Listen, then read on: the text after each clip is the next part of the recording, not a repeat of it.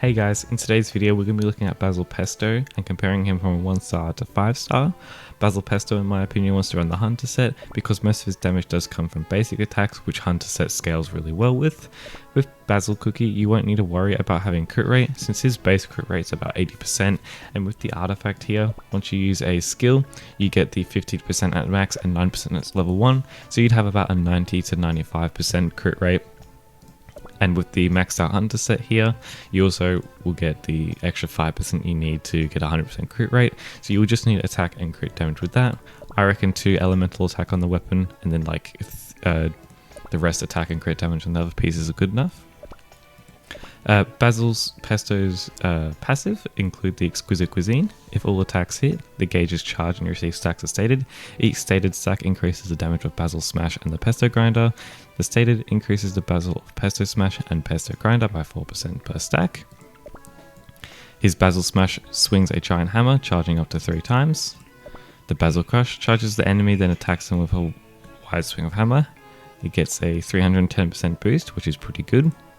His ultimate flavor drop jumps in the air and slams the ground, and has a skill damage of 1200%, which is extremely high, and it's actually higher than Dark Choco, so his damage scales higher than what Dark Choco would, which is extremely surprising.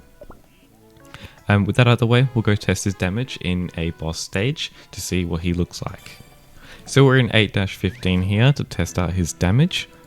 We can see that he does his basic attacks like this and does the slam attack at the end. Going into the stage here, we'll test out his basic attack damage.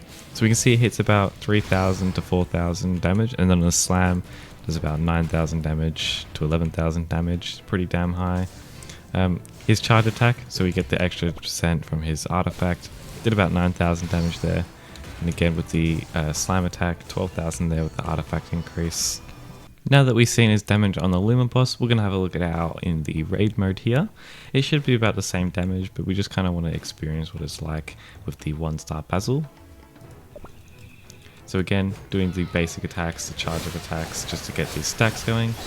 We have the Rockstar ult this time, so we should be doing a little bit more damage. I had to get it knocked back there. Building up the stacks with the basic attacks like that. Wait for the RS ult. Oop, we did miss that there.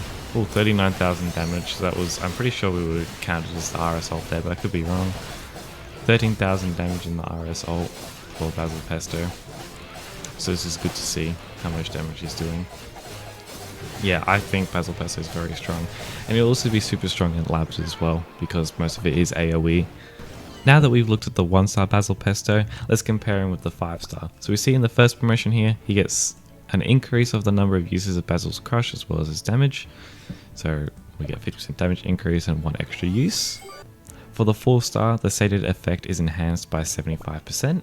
And for the 5-star, the flavor drop damage increases by 50%, and when the flavor drop hits, you gain a 60% gauge charge over 6 seconds, which is pretty high considering that his gauge does most of his damage.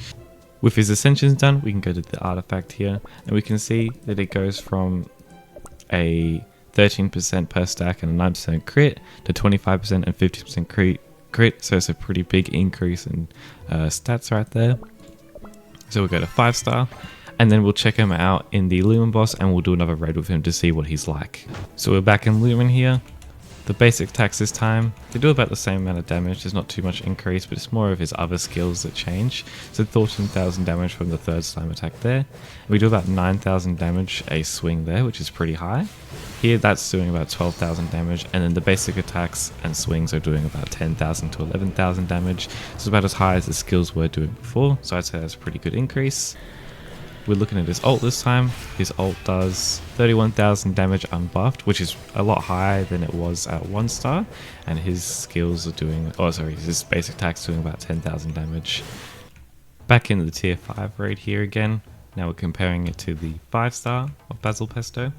So we see the basic attacks doing, I think, 13,000 damage that was. I don't know if that was mine. That did about 18,000 damage a skill. That's pretty high. Doing about 13,000 damage a swing, and then his ultimate 40 something thousand. I couldn't really see that too well, but a lot higher increase. It's probably because we have a plantain here, but definitely a lot higher than what it was last time.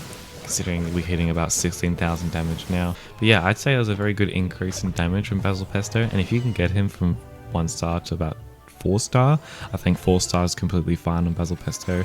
Even 2 star is good enough for Basil Pesto since most of his damage comes from the 2nd star. But other than that, I'd say Basil Pesto is a pretty good cookie. It's just whether or not we will be able to see him in labs. But in my opinion, he's going to be one of the better lab cookies. And there we have it, guys. That's the comparison between 1 star and 5 star Basil Pesto. Like I said earlier, I definitely think you should get a 5 star Basil Pesto. 4 and 2 star are perfectly okay. So thank you guys for watching and tune in next time. See ya.